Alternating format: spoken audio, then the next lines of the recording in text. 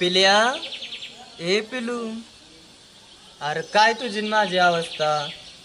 तुला नीटनीटकं राहिला नाही आणि मला जर राहिला आहे तर कोण नीट राहून देत नाही. ती घरी नुसतं सारखी कटकट आणि कॉलेजचं तर काय जमाना आणि ती गुरांचं नेन बघून तर नुसता कटाळा आलाय मला. तर आईची कटकट ती तर वेगळीच. काय करू काय कळानच. आणि कोण काम पण द्याय नाही. म्हणलं काय 4 पैसे कमावं तर काम पण मिळा नाही. अशी कुत्री घेऊन बसलायस वय हा? असं काय झालंय तुला? काय सांगू घेऊन बसतोय म्हणल्यावर कसं रे काय? काय सांगू अहो मी म्हणू तुम्हाला, अवस्थाच तशी झाली आहे. असली कसली अवस्था आली तुझी? लगा ही कुत्री घेऊन बसतोय, काय करतोय, काय चाललंय, काय नाही हा?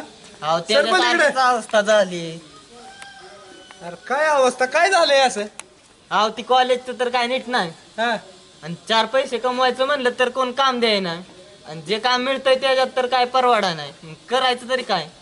अरे करायचं काय म्हणजे त्याचा नशिबाचा भाग आहे तो. कष्ट केल्याशिवाय कुठलंच काय गोष्ट मिळती का माणसाला? काय कष्ट करावं लागतंय त्याला.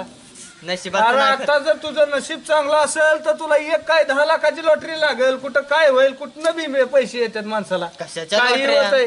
नाही लागत लॉटऱ्या. लागतात असं. आणि तुला एक सांगतो, असं मनस्थिती कधी ढासळून द्यायची नाही. आणि असं कुत्र्यांपाशी बसून बोलून जमतं वय हा? असं व्हायचं जरा निर्भीड राखी. घरच्यांना वाईज काय तरी समजून सांगा. अरे मी त्यांना सांगतो पण तू असं काय लका, असं लका तुझं म्हणल्यावर कसं व्हायचं? माझं तर काय ऐकत नाही तर. काय नाही ऐकतात आणि असं बसू नको. आता जा घरी जा, व्हायचं काम धंदा बिंदा कर आणि असं मनात निसंकोच राहायचं.